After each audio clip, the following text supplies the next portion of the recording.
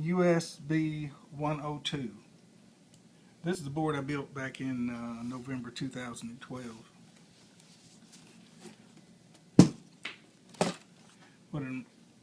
What it has is a mini mus controller, and as you can see, it comes out over here. I shaved it down to where it'd be the same height as the board.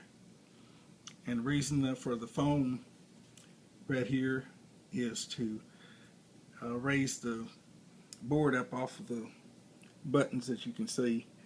If the buttons are hit, it'll reset the board, and that's not very good. But as you can see, we've got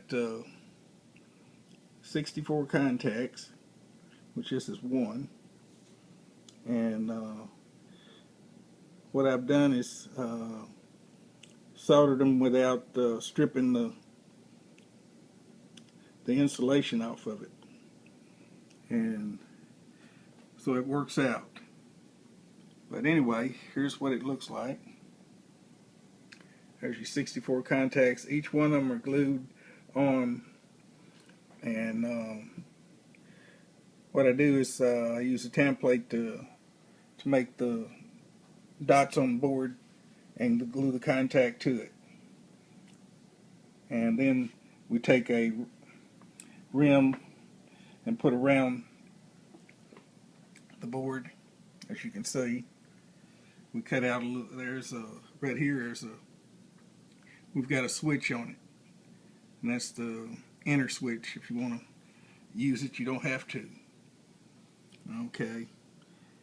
And what we've got is ribs to help hold the board up off of the contacts, or at least hold them about the same width, same height. Okay, now we'll pause here for a minute and go to the next step. But as you can see, we'll put 64 contacts on, solder the wires to them, different colors, not that it matters. You can use whatever color scheme you want to. But anyway, we'll go to the next step. The next step is to find the board to go on top of it. What I use in this case was just a plain white board, bought at Walmart. And we've cut it out to 20 inches, and we just set it on top. And then we take a 20-inch board. This one we bought from USCF.